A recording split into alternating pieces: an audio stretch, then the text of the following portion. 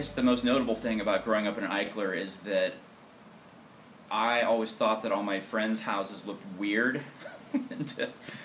Only later did I discover, no, it's actually my house that looks weird.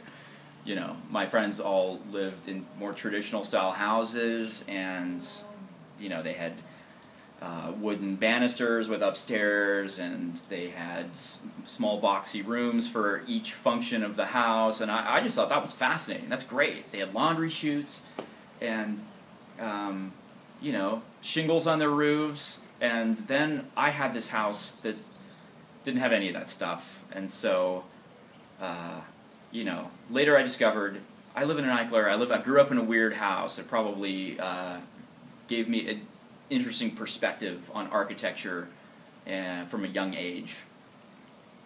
When Jill and I were looking for a place to buy, about a decade ago, we started looking around, and you know, we for some reason weren't considering Eichlers at the very beginning. I think mostly because we lived in Redwood City, and there were just only a few pockets of them, and they never went for sale. And so we looked at a bunch of other kinds of houses, and we just, you know, we could get excited about some features of the house, usually, maybe sometimes actually, and then we just found ourselves not being able to say, yeah, I want to dump my life savings into buying this place. So we told our realtor what we were looking for. She said, oh, well, you really should just buy an Eichler then. You would be happy in one. I said, yeah, you're probably right. So we expanded our field of searching, and we ended up in this place, and you know, I just kind of knew, we both knew that it was going to be a great place to live. Just the combination of the indoors meeting the outdoors, the flow of the spaces, it just doesn't feel like it's constricted in any way. It just feels like a natural place that you'd want to be, and that's how we ended up here. Yeah, it's like, that's good and bad, because you can have your house all tidied up, and if there are weeds in your yard, you feel like your house is a mess.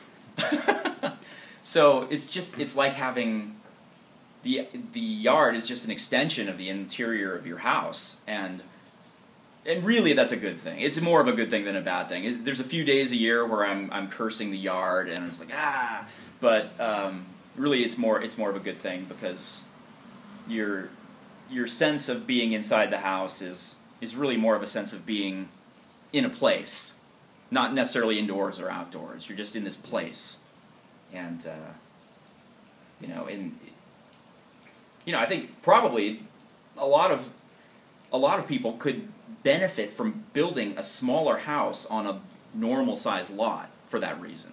These houses are small. This is not even 1,500 square feet, this house, and you know, if a developer were to build on this lot today, they would build it probably almost right out to the sidewalk, and almost right out to the back fence. They would take advantage of every square foot of space, and they would put walls there and tiny little windows. And you probably end up with a house you felt kind of claustrophobic inside.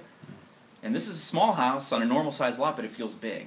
So that's something that we've always appreciated about this house. Oh, we think about that. We think about that all the time. I don't think it necessarily feels like the house is exposed. In fact, I feel like we sort of have this bubble of privacy here, you know, because we've got we've got our garage and this wall in front of our house. It doesn't give everything away, and from a privacy perspective, I think that's nice, and it allows us to basically just sort of have this little environment. This house could literally be just about anywhere, and it would look pretty similar. Mm-hmm. We would have this bubble of space.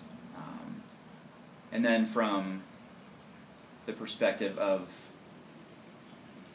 you know, an architectural perspective, I think that's kind of nice, because it doesn't give everything away from the outside. There's surprises. You know, you come in, and some people are just like, oh, wow, this is really nice. I thought I was going to be inside your house, and I'm still outdoors. Mm-hmm. You know, it's kind of surprising, right? sort of reveals itself, in stages. Right. And, not like it's a showpiece or something crazy. It's not like a Frank Lloyd Wright house, but it does, there's some depth, I think, to the way, hey, Eichler did hire like these world-class architects to design these houses, and they knew what they were doing, so there's something to be said for that. Right.